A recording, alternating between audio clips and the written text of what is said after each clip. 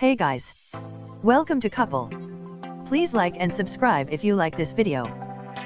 Allies and advisors to Hillary Clinton can finally agree with President Trump on one thing: former FBI Director James Comey is no hero.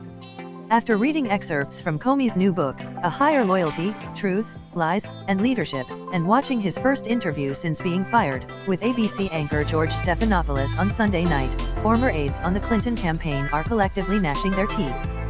Of course they're upset, said Patty Solis Doyle, who served as Clinton's campaign manager during her 2008 presidential bid. How could you not be if you worked on that campaign? I think he displayed unreliably poor judgment in the Clinton investigation by bucking Department of Justice procedures and having a press conference when there were no charges brought, and I think he has displayed incredibly poor judgment in the timing of this book before the end of the Robert Mueller investigation, she added.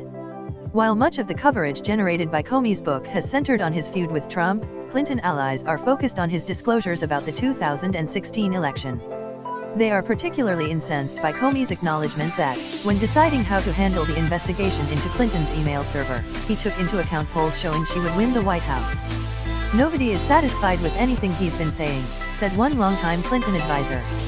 We thought that Comey was always a factor in her loss, but now nobody can deny that perceptions were changed because of it. I've made peace with it, but it's still a punch in the gut, the advisor said. Clinton and her allies have argued that Comey helped swing the election to Trump when he announced in late October 2016 that he was reopening the FBI's email investigation. He made that decision after new emails were uncovered on the laptop of Anthony Weiner, the husband of longtime Clinton aide Huma Abedin.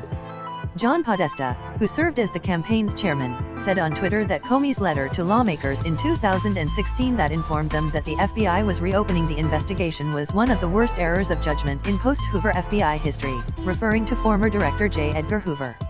Over the weekend, Jennifer Palmieri, who served as Clinton's communications director, told CNN that Comey worked very clearly outside of the bounds of how the FBI is supposed to operate.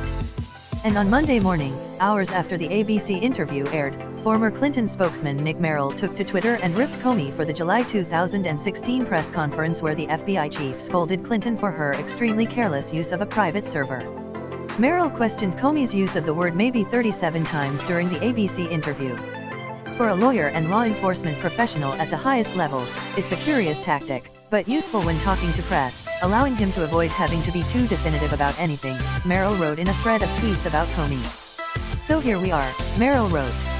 With more questions than we started and fewer answers.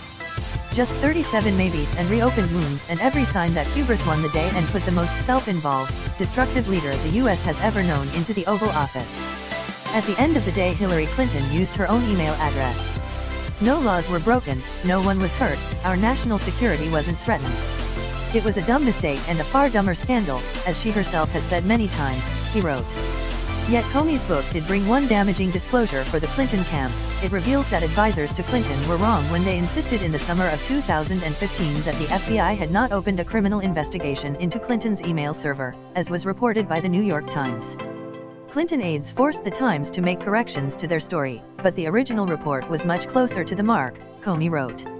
By the time of the news story, we had a full criminal investigation open, focused on the secretary's conduct, Comey wrote. Palmieri told the Times she was unaware of the criminal investigation when she and other aides wrote a lengthy statement denying the Times story. Clinton allies have focused on other lines in the book where Comey accounts for his handling of the email probe and in particular, his acknowledgement that politics played a role in his decision to announce that the investigation was being reopened. It is entirely possible that, because I was making decisions in an environment where Hillary Clinton was sure to be the next president, my concern about making her an illegitimate president by concealing the restarted investigation bore greater weight than it would have if the election appeared closer or if Donald Trump were ahead in all polls, Comey wrote. During his interview on ABC, Comey also said he should have worked harder to find a way to convey at the July press conference that Clinton's use of a personal email server is more than just the ordinary mistake, but it's not criminal behavior.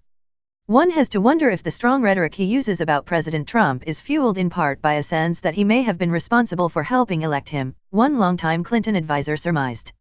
Still, some Clinton allies don't blame her loss on Comey.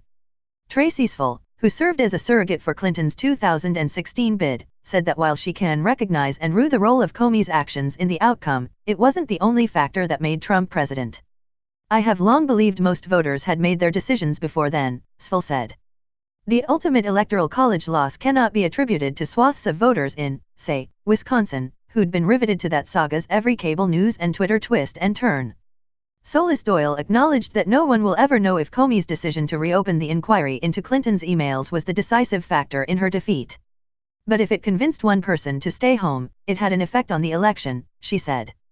Added the longtime Clinton advisor, sometimes the history of the world turns on the choices of one person.